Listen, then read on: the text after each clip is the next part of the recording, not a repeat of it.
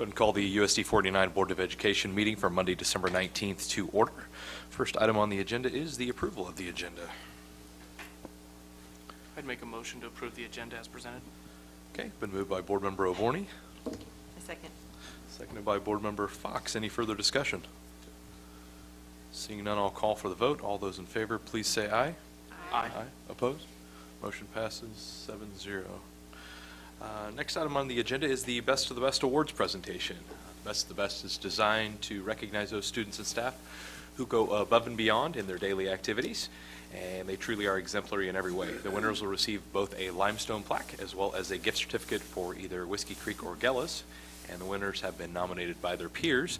And the first one we're going to go ahead and do, because I think he's got a winter concert to go to, is Mr. Johnny Matlock, and I believe Marty, I think, nominated him. So. Yes, sir. One of the best dressed, best of the best tonight, too, dressed up for the occasion.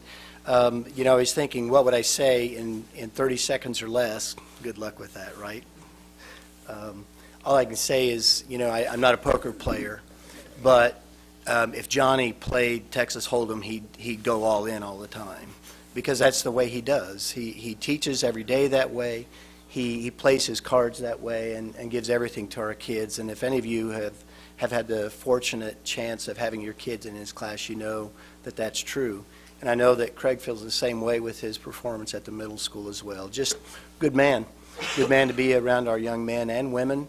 And it's just been a blessing for our district to have him around, and he's got more important things to tend to tonight, but a Christmas concert at 7 o'clock tonight, and there's always some beautiful pieces. But Johnny, I want to thank you for all you do for all of our kids every year, and I appreciate that very much, and not nearly as much as the parents and the kids do, but congratulations. Thank you. Thank you, sir.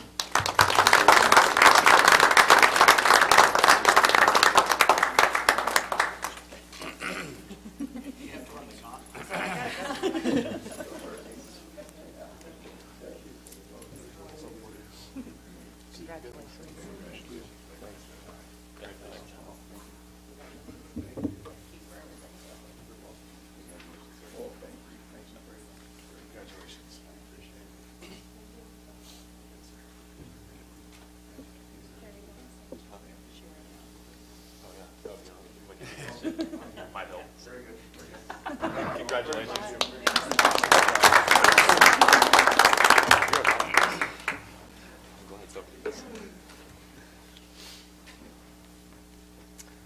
Okay.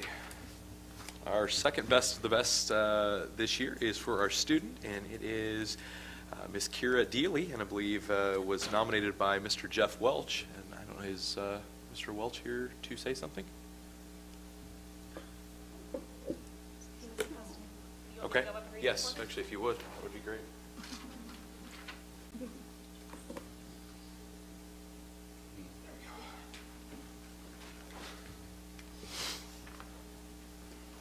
Well, Kira, thank you for coming tonight. Mr. Welch couldn't be here, but this is why he decided to nominate you for the Best of the Best this month. Every day, Kira displays the core values that every teacher wishes for their students to have.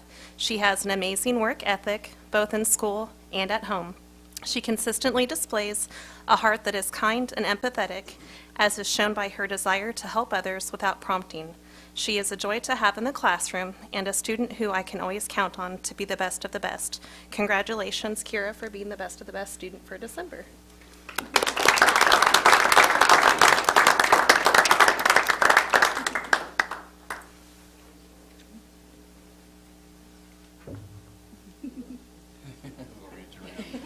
We'll reach across. Congratulations. Very proud of you.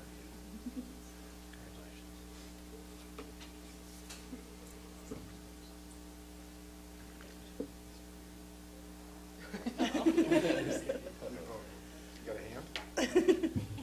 Congratulations. She's got it figured out.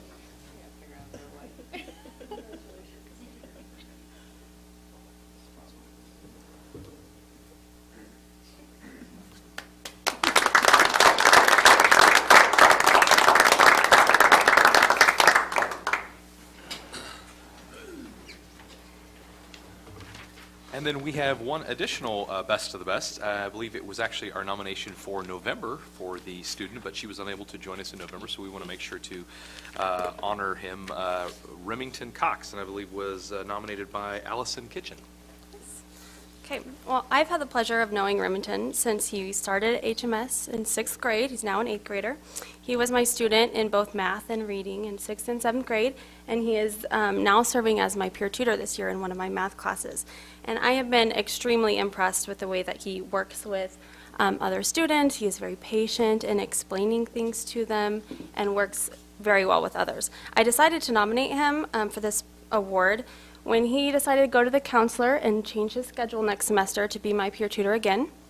And that did not come lightly. He had to give up his academic seminar time to do that. So in 8th grade, they only get one semester of academic seminar, and he chose to give that up and be my peer tutor again. So I thought that was a really selfless thing. Not a lot of kids would give up their homework time to help others, and I really appreciated that and everything that he does for me. Good job. Good job.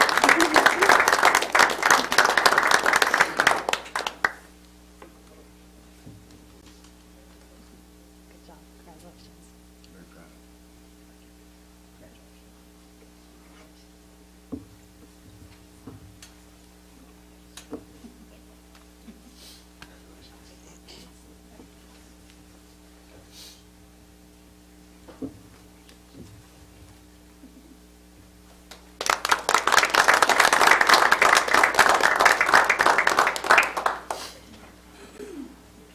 Once again, congratulations to Mr. Matlock, Kira, and Remington for our Best of the Best.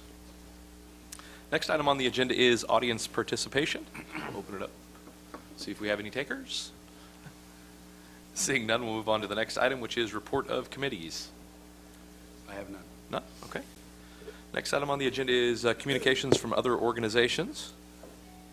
And looks like we have the Childhood Connections report and some Head Start information there. Do you have anything else on that, John? I do not. Okay. Next item on the agenda is school spotlights. Turn that over to John. Mr. Thistle. There's several items wish to end up speaking on. Really amazing how well the Hayes High School did with their tournament. To have the high school have such a exciting finale with the boys basketball, last second shot, but ended up winning the tournament. They did a fantastic job, and the women did a wonderful job too. We ended up having third place, so both boys and girls are really having a very impressive season that's starting. I think together it's they're 9-1, girls and boys together. So that's a fantastic start for our basketball season there. It's kind of also amazing to end up seeing this again, the yearbook being named all Kansas. I don't think this ends up a fourth time. So a fourth time in the past 12 years that publication's been having that distinction, which is it really is just amazing. So really credit goes out to the teacher, the students, just all that's involved with that. It's not a light chore to put together yearbooks. It's a really tremendous undertaking. Very proud of what's been accomplished there. Then we have we did recognize some athletes. I want to make sure that the board and the public is aware of this. We're not repeating the award here. This is different. Ethan Nunnery is for first team for 4A All-State soccer. Beforehand, we were talking about league, so I want to make sure people understand that there's really a difference. This is really quite impressive, to go from league's impressive for one thing, but then this is All-State. So Ethan, then we have Zachary Wagner named second team All-State soccer, and Connor Staub earned honorable mention for his season, which is just fantastic for at a state level that they were recognized. And then end up having the FFA project packages, meals for families in need. Really interesting that Laura Montgomery was able to attend a leadership conference in 2015, bring this back, started the outreach, national outreach participation, and to end up being involved, the FFA project to be involved in packaging 8,000 meals for families in need is just is amazing. It's wonderful to see our students at a young age understand the needs that exist and being involved in that kind of help. That's the kind of thing that's going to end up helping, the community of Hayes or any community these children live in the future to really be better. So very proud of those participants in FFA with this particular project as well. So, those are the spotlights. Okay. Anybody have any other questions for John on these spotlights? Okay. Seeing none, we'll go on to the next item, which is the financial report. And Tracy? There are a few items I want to point out in this month's financial report. We did close November 7% below budget. On page 2 under Wilson, we are over budget on the classified salaries. That is due to some overtime. Most of the time, those work themselves out through the year. There may have been a special reason that they were having a little bit more overtime at the beginning, but I will keep an eye on that as always. At O'Laughlin, we are over budget on the property. Jessica had planned on replacing one freezer in the kitchen, and both of them failed this year, so she had to replace both of those. So she will absorb that amount in within the rest of her budget.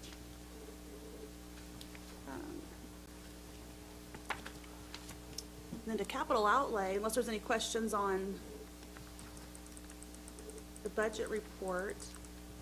On capital outlay, I just wanted to point out that we did add the Hayes High and Hayes Middle School tech fees under the revenue, so you can see those amounts that we have collected.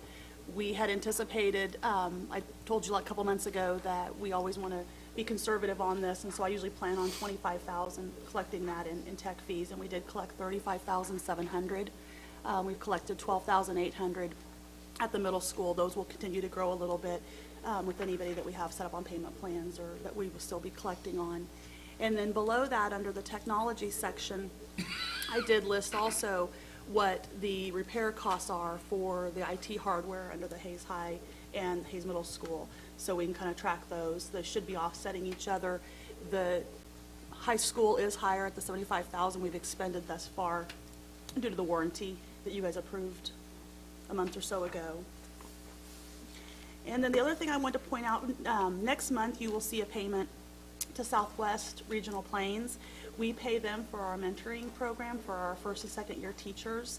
That was mandated by the state last year, unfunded, but mandated.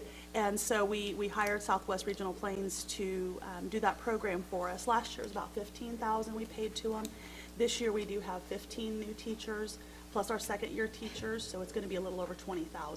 So I just wanted to point that out to you when you see that on the bills next month. And what did you say we had budgeted for that? I believe we did budget 20,000. 20, okay. 25, Okay. yeah. Right, I just wanted to point out since it is over 20,000 when you see that go through on the bills, just wanted to give you a heads up. Are there any questions at this point? Michael, maybe you know, do we need to go through, since that is over 20,000, does there need to be a motion to? If I can share, in past experience, if it's service and We're it's okay. based upon how many, then no. Okay. If I just it- wanted to So make sure I we would needed end to up do. saying it's good for the board to be aware of it Okay. and you're informed, but it's not the same situation as a set amount that. We don't have to vote on it. Okay. Very good. Any other questions for Tracy on the financial report? Thank you. Thanks, Tracy. Okay, next item on the agenda is the consent agenda. A motion for approval of the board meeting and work session minutes for December 12th, 2016, the financial report to include the clerk's report, investment report, petty cash report, and the unencumbered cash balance report. Personnel transactions, the approval of bills in the amount of $614,413.38. The approval of Rebecca Winholtz as the Capers authorized representative, and the approval of Rebecca Winholtz as the deputy board clerk. I make a motion to approve the consent agenda as presented. Okay, been moved by Board Member Rankin. Did we actually have any personnel transactions? Yes, they were attached in the last one that was sent out this afternoon. The second. Okay, I didn't check that email. Yeah. Okay, been moved and seconded by Board Member Waddell. We have any further discussion? No. Okay. Seeing none, I'll call for the vote. All those in favor, please say aye. Aye. Aye. Opposed? Motion passes 7-0. Next item on the agenda is the audit for 2016. And I believe we have somebody here from Adams, Brown, Burnham Ball to go over a few things for us. Yes, you do. I'm Melissa Romy, and I'm a partner with Adams, Brown, Burnham Ball, and I brought along tonight James Marcichek. He works and he does a lot of the work on the school district audit with me, so he was over here asking a lot of questions. He's going to start the presentation, and he's going to go over the board report, and I'll ad lib or expand on some areas as he goes over it. Hello, everybody. If you could open up your audit binder right there in front of you to page 1. Page 1 is our independent audit report. For this is a regulatory basis audit, and we have a clean opinion for the school district for the 2015-16 school year. You can read through a lot of the other details, and if you have any other questions on that, you can get with Melissa or I.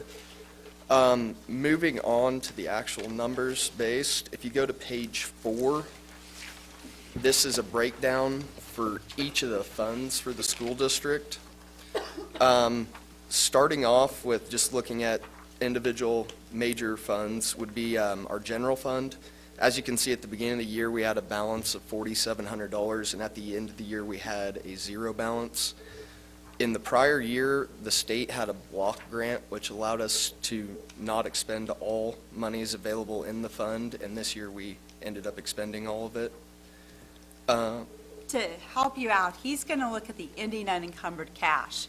And I know we have a few new people on the board, so I'm just going to tell you that if you go 3 columns from the right-hand side of the report, that's ending unencumbered cash. And to you, that means that's your cash balance less accounts payable and encumbrances. So that's all liabilities taken out of it.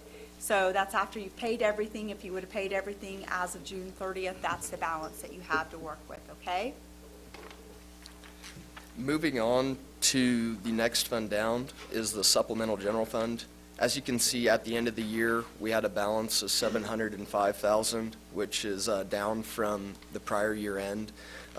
We had a few decreases in state aid and taxes collected during the year. Expenses stayed about the same, so that was the reason for the decrease in cash balance in there. If you scroll down to the capital outlay fund, that rose from 1.3 million to around 2.9 million. The revenue stayed the same as well, but in the current year, we didn't have any facility expenses or new vehicle purchases, so that we had less expenditures during the 2015 school year than we did in the prior year. As we move further down, the special education fund, that one had a beginning balance of $241,000, and we ended up transferring that entire balance out to the co-op special education fund, which is 4 lines down, which is my next topic to discuss. With that, revenues and expenditures remained about the same compared to the prior year, but with that additional transfer caused our ending cash balance to increase significantly. And again, that's dictated by the state when you go through it. You have to provide, so you get flow-through funds that come in through the general fund, and then those have to flow through to your special education co-op. Once it hits a special education co-op, you do not have any opportunity to absorb it really there. It has to go over to the fund that actually houses where your special education services are being provided at. And in your case, you actually house the special education co-op here. If another district housed it, you would have to pay the money to District XYZ, okay? So that money just got down to the fund where it needs to be. Everything was taken care of. I think we were just a little bit later last year getting it transferred, and so wanted to point out that that was adequately taken care of this year. If you look further down on this first page, the Head Start Fund and the Early Head Start Fund, at the beginning of the year, we had a negative cash balance, and we continued to have that at the end of the year. Melissa will discuss this later in the governance letter, but we had a timing variance with submitting reimbursement for the expenditures by those grant funds. You'll also see this on the next page with the other two negative balances for the mental health system and the other Smart Start. And because those are federal-funded programs, federal or state grant programs that are funds, you have to actually expend the money before you can get your reimbursement back. So oftentimes, those funds will go negative, and there's no cash violation or any type of a violation we have to cite you for. That's just the normal course. They won't pay you till you expend it, meaning it's actually out of your bank account in that. So you did that properly. It's just that we have an unencumbered cash that's negative. Okay, now if we move on to the next page, page 5, that'll show our last remaining funds. The very last fund on there is the capital project fund for the middle school. We noticed during the year that we had started a project for an HVAC system, and we had an account at Commerce Bank, I believe, that was a trust account that had an ending balance. That account was in the school district's name, so we needed to report those funds as a part of the cash balance for the school district. So we have an encumbrance because those funds are basically already allocated for an expense. So we recorded the encumbrance and added the ending cash balance for the year, which brings us to our ending cash balances for the year. We had a beginning balance of 4.4 million and an ending balance of 6 million. Most of that is due to that capital outlay fund increase.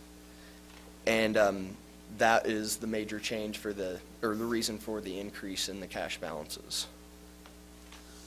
Are there any questions on any of those funds? I know we went over them fairly quick. We have provided detail in the back. But again, most of the items that you're seeing on a month-to-month basis, if you were looking at this cash report, is what you're going to see. Okay, as we move on to the next page, these are our actual notes to our financial statements. It kind of discusses the significant accounting policies, your budget information, your deposits and investments.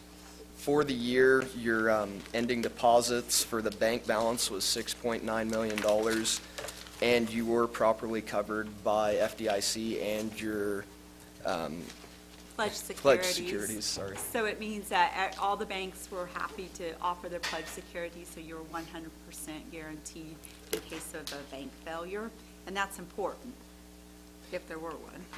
Also with that, when we picked up that additional cash balance for the middle school, we were required to record it as an investment, so there's a separate little investment section in there that wasn't in there in the past. On to the next page, we had a transfer or a receipt in transit. It wasn't recorded at year end of $793,000.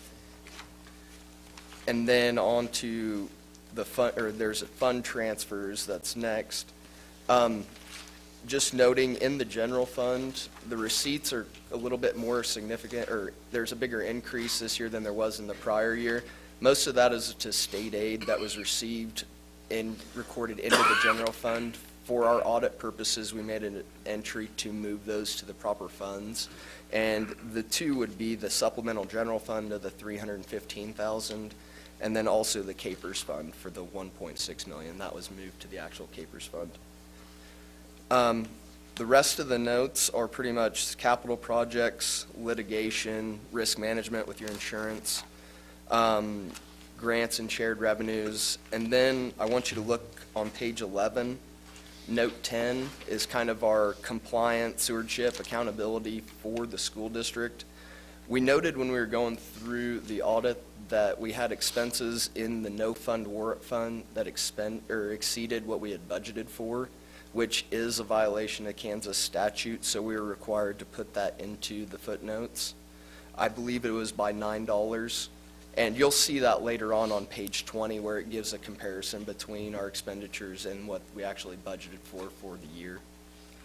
And nothing happens to you, just in case you were wondering. I mean, it's the budget is an estimate. Sometimes those interest numbers come out a little bit differently. We have to note it. We don't have an option. The state will look at it. They may ask you not to do it again next year, which I know you're not going to. But again, we did note it. No penalties or anything like that come back to you.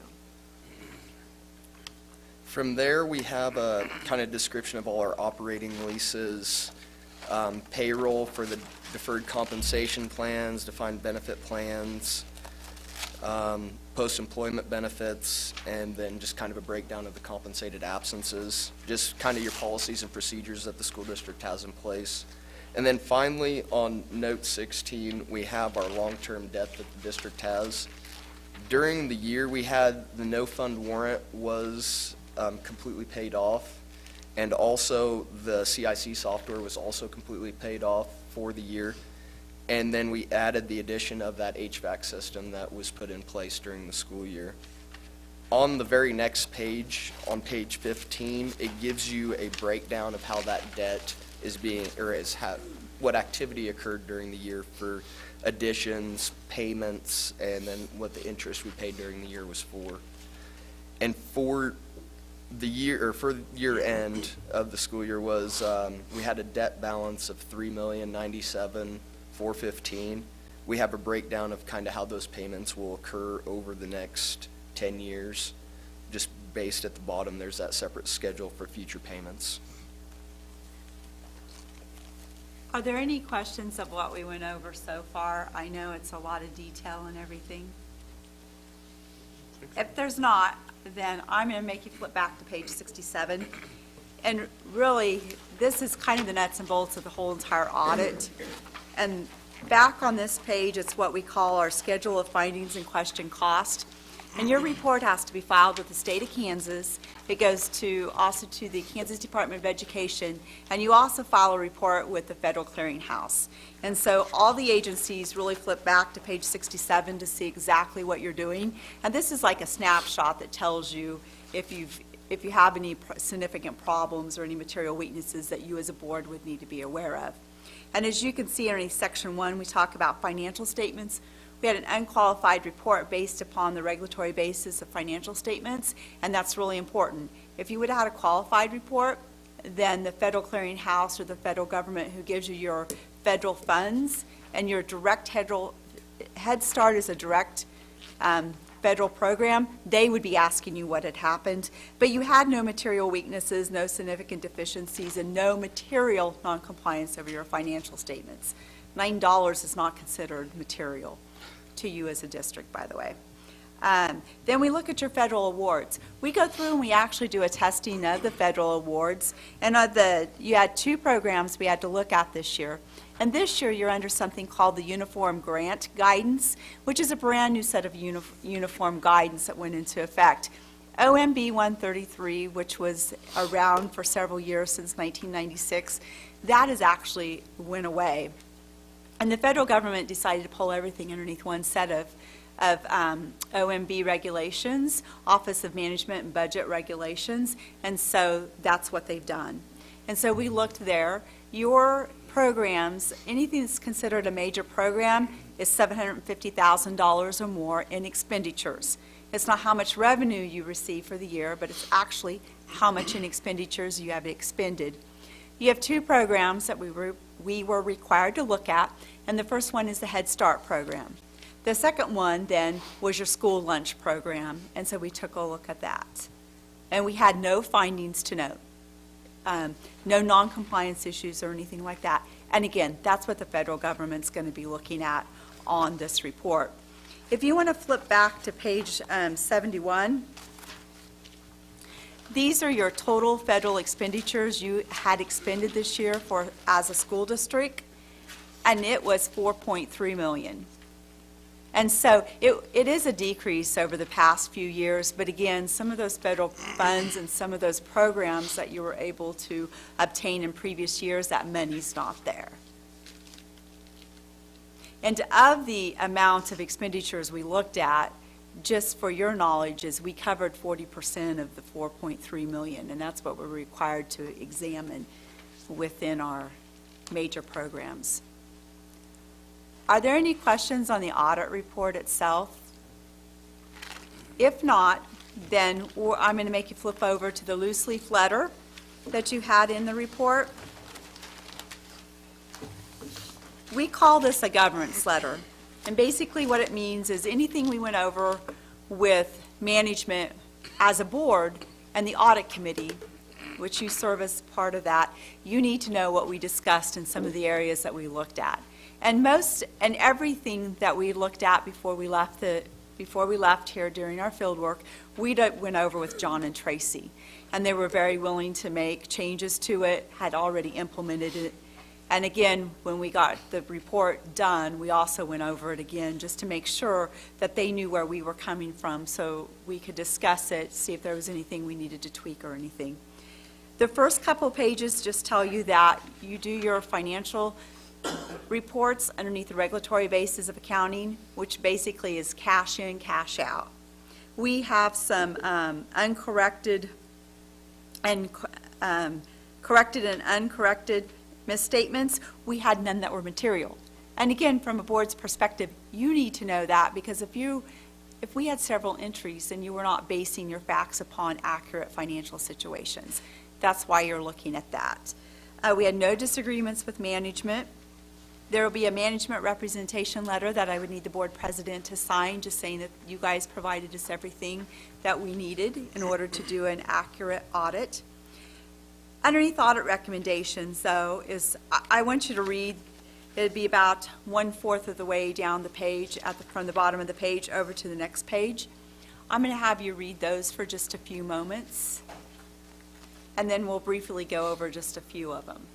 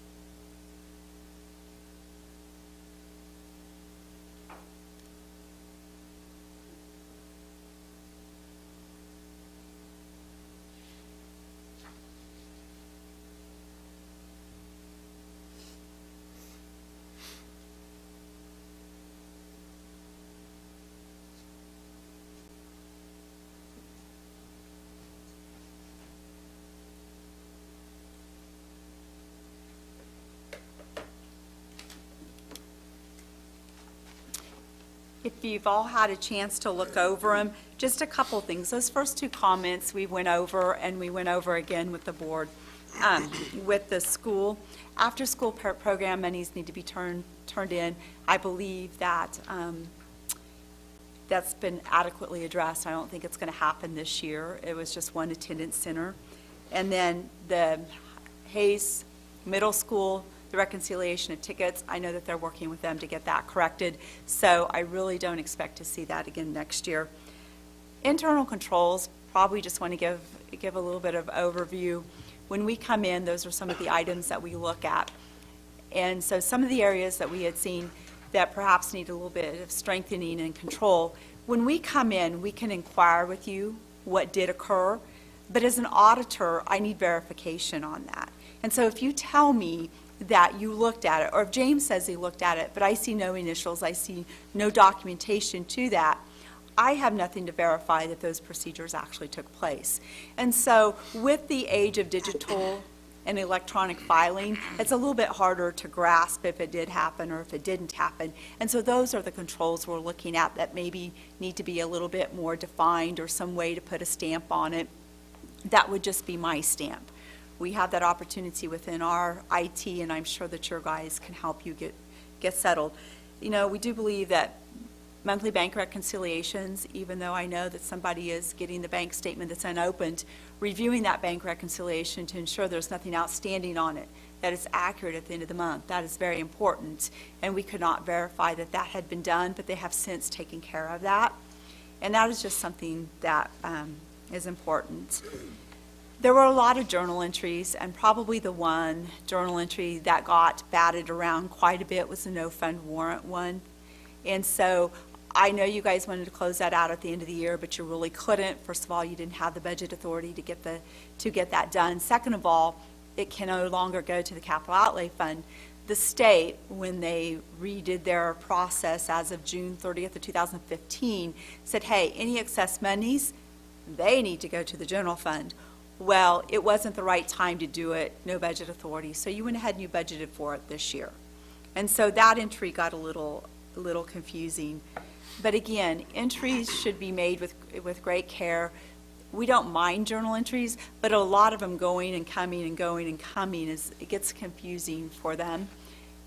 And as you get new personnel that come on board, you just want to make sure that at the end of the day, you know what you were wanting to accomplish. Payroll documentation, you guys, the most important RAN payroll is as of September 1st when you get everybody back onto the payroll system. You also have a lot of work agreements in which if I'm a para and I come in, you're changing it. Those paras are being paid and those are going through federal funds. The one thing about federal funds is when you pay out payroll, you have to be precise. If I work 5 hours in the Head Start program, that's all you can pay me for. So you need to make sure that all the documentation matches back up to that. We didn't see any, but again, that's something that's important. And you've had some turnover in those offices, and so that's important. And the verification process, we couldn't tell that someone had came in and had looked at the first RAN payroll. And the next item is when you have payroll, you're recording it in your general ledger. You should be able to take those general ledger accounts in which you have in the past taken those accounts and reconciled them back to the payroll report. And that's important to make sure that as a board, what you see going into the general ledger for wages is really what's being paid. And that's your safeguard. And so usually the board clerk would go and do that. That probably would not be something that the accounting payroll person would do. And then reconciliation, take the general ledger and get it back to the 941s or that payroll report's important. I know there's a lot of handheld ones. Don't really know that we need the handheld ones. At the end of the day, what's in my general ledger and what's on my payroll report should reconcile. We've had a lot of questions this year and just want to make sure that, you know, if you have any questions, we've put down the statute on what needs to have a bid. Though that statute contains that.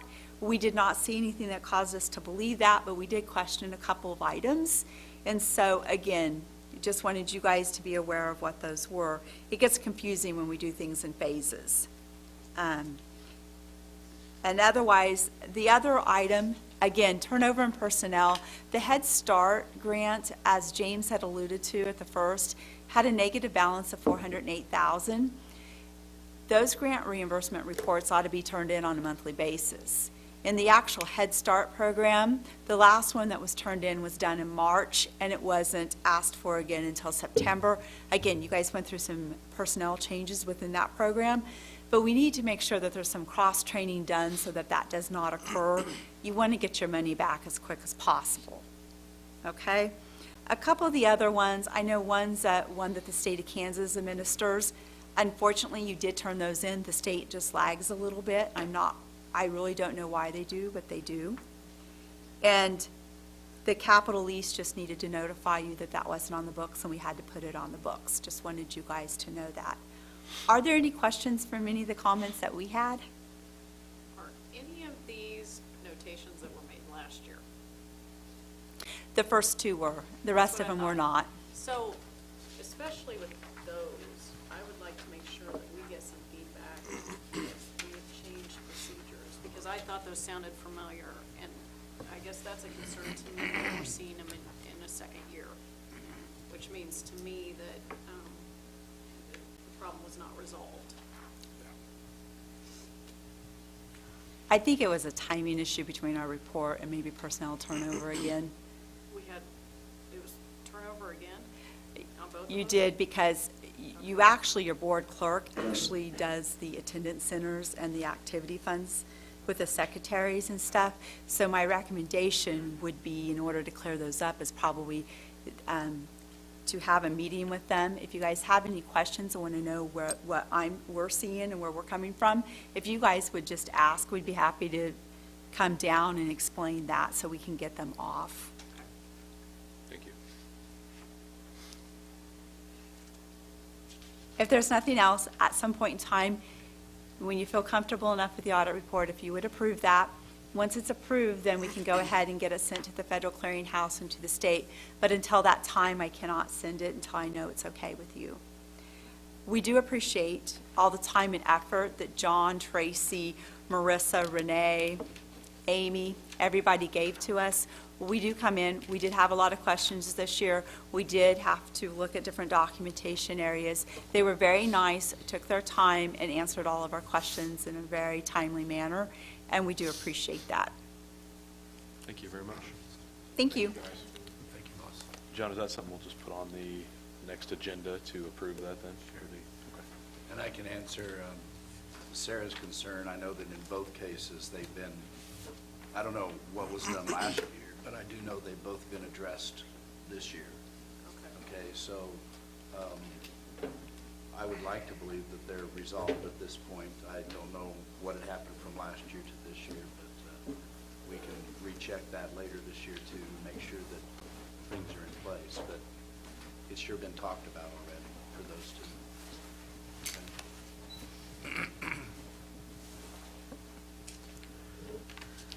Okay. Further discussions on the audit report. The next item on the agenda is the architectural firm selection.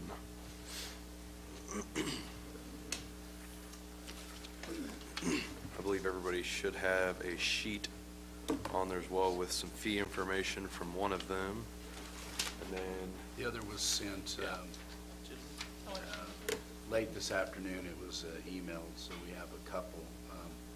The fee, I'd end up just sharing that fees you must understand there's not numbers there other than percent, because it's completely based upon what the amount is going to be of whether if it was a $50 million project, $100 million project, it just depends completely upon, so that's why it's a percent.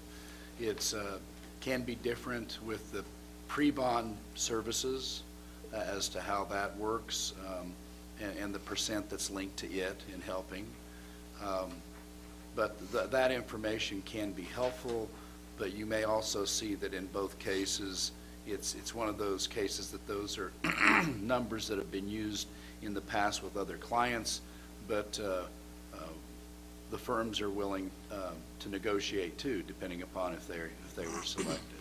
So it's not based completely upon a firm percent that is exactly what it can would actually be.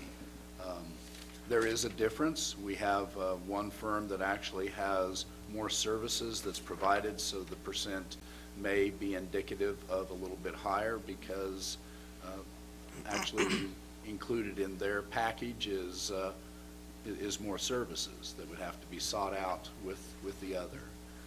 But I would end up saying the information that's been given, and I hope that the discussion of the board is there to talk on the different firms.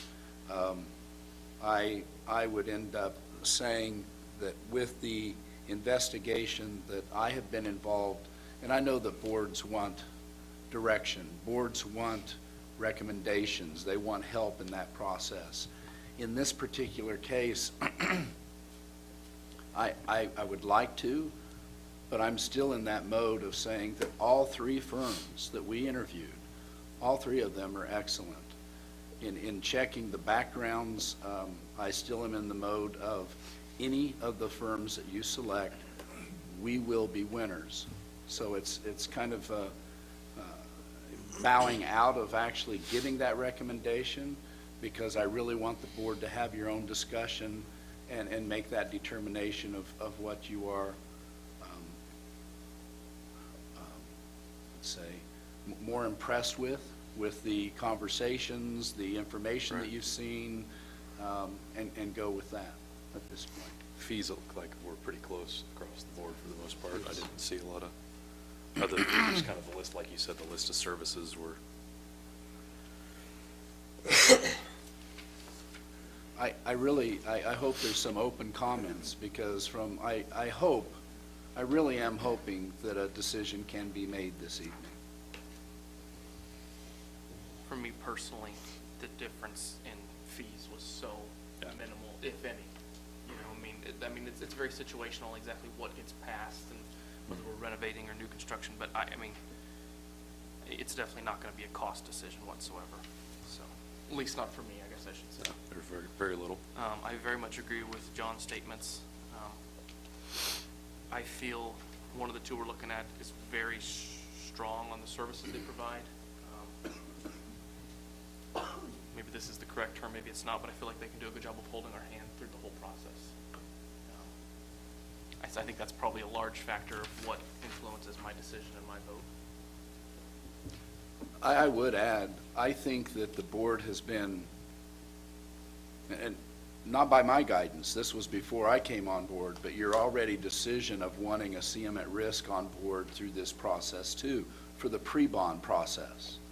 I think that's a very good way to do this, of having them working along with the architectural firm. And I've gathered,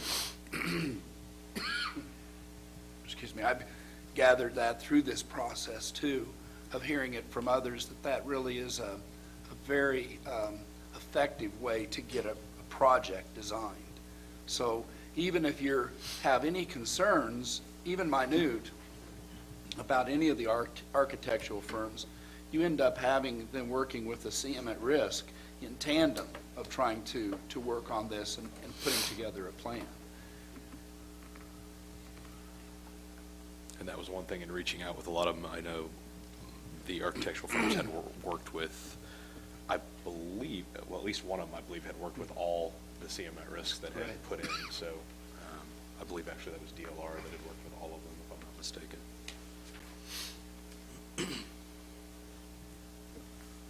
Well, and I think it should be noted too, we've had this discussion before too, but I mean, really, you have the best of the best here. You know, I mean, you have really good, I don't think you can sit there and say, well, one just dominates the other and this and the other. I mean, it is a very difficult decision as far as trying to rate which one is quote unquote better. And I don't even want to say one is better than the other. What I'm looking at more is which one fits our situation and our needs.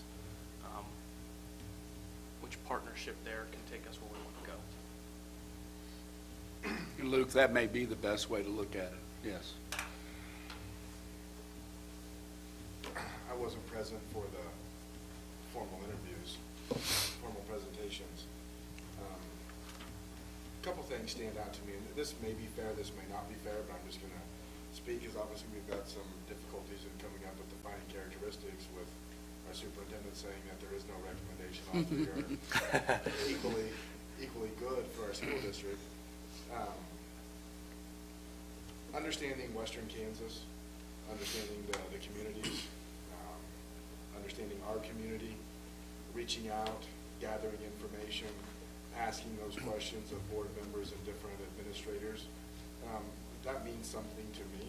And there's only been one firm that has made any contact or any attempt to really drive that message or even inquire about that, and that would be DLR. So what the companies can do, what they bring to the table, their effectiveness, their track record, if we're saying all those things are fairly equivocal to each other, then to me the more human touch, then I guess would strike home with me harder. So I was very impressed with DLR, and particularly one of the representatives. I'm not an easy person to track down, and they were very persistent. Wanted to make sure that I had everything answered, what questions that I have. We went through some brainstorming together. I appreciated that, and that makes a difference to me. I would also echo what Josh said in the fact that was one of the things I looked in quite a bit as well, was just the track record or the sheer number of school districts in western Kansas that they've done, and the size of the bonds on there. And as he said, DLR was the one that stuck out on that as well, just in there. And again, not to take away from the others, but like I said, DLR definitely stuck out in that category in my mind. And I feel that I have a lot more information about DLR simply because following the presentation to us that night, they have made a great effort to seek us out and provide additional information, multiple opportunities to ask questions. I was able to speak with the superintendent with a strong referral for him. There again, was able to ask very specific questions.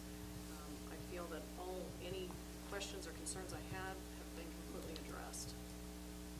Yeah, and I'll just say, I mean, I feel they went above and beyond as far as in that category, so it was appreciated on that aspect as well.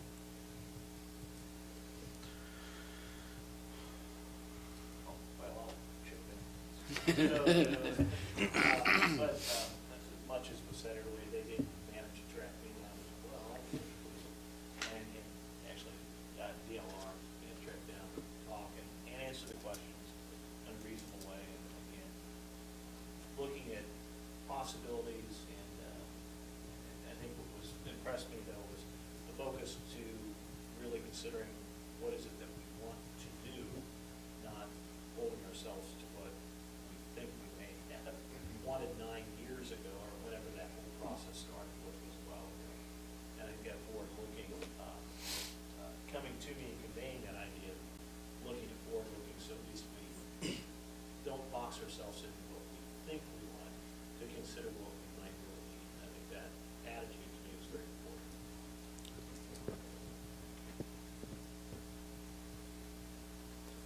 Well, we kind of did it backward, but since we're on this, so I guess we'll see if there's any other discussion. Call the question. I'd like to make a motion to select DLR as our architect. I'll second it. Okay, been moved by Board Member Rankin and seconded by Board Member Fox.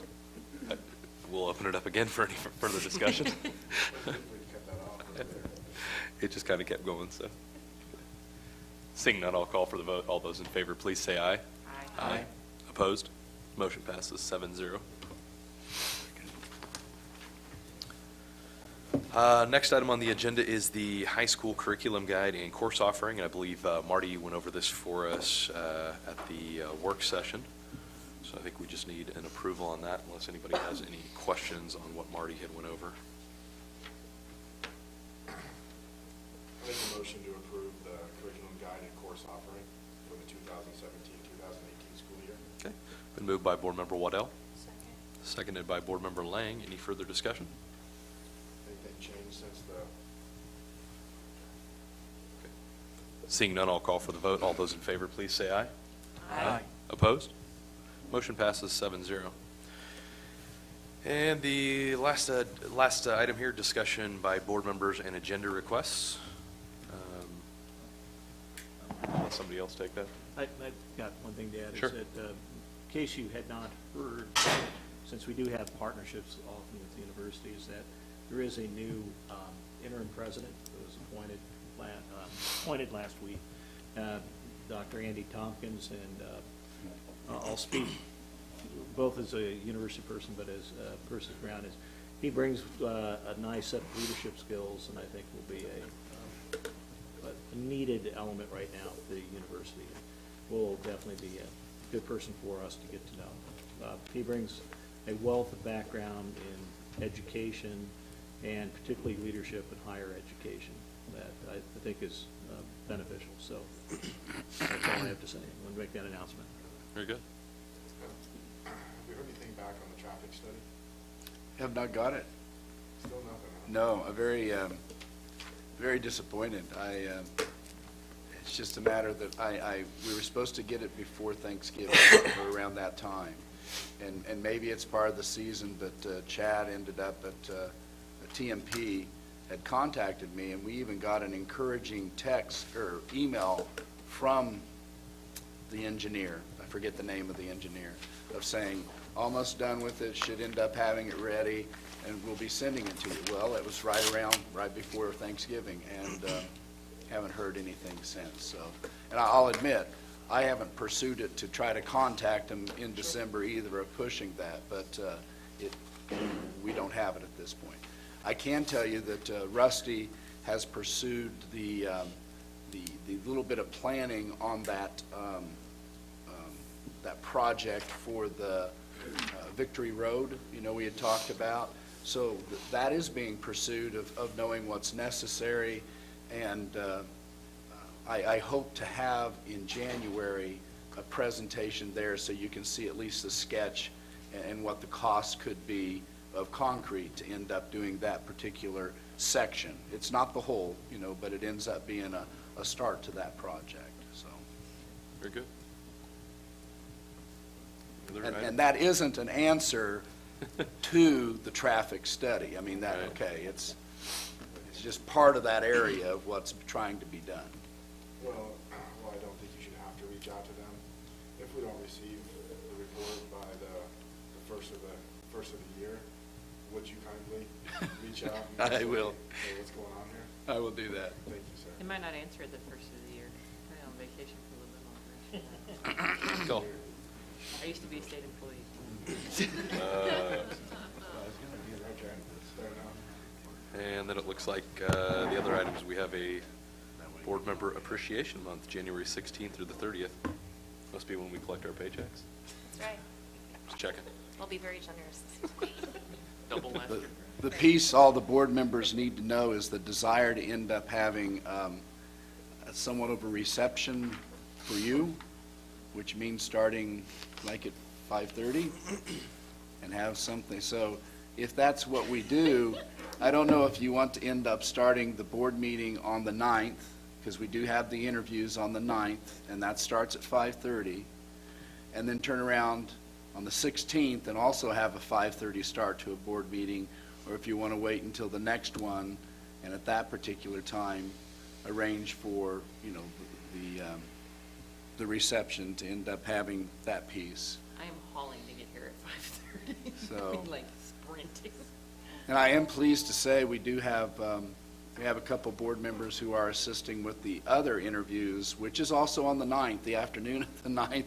So they'll have have three interviews, Luke and Josh, 3 the afternoon of the 9th, and then 4 the evening of the 9th. So, unless you think differently, I'd be going for the second board meet, or the last 30th. board meeting of January. Yeah, I'd say we'll tentatively put it for there then. Okay. Unless somebody else has a, I don't have a problem with Andy under her breath saying something about no cookies. First of all, I think we would have to probably vote on that. One member can There's succeed like, that. they're calling my name over there. and I'm They were here all afternoon. I had to sit there and look at them. How about we move to the other side of the room? let's call a spade, you read Good them. compromise. I'll have the calories removed for you. Thank you, Sarah. I appreciate that. Any other items for other discussion or anything? I don't think we need a exec session or anything, so. Meeting's adjourned.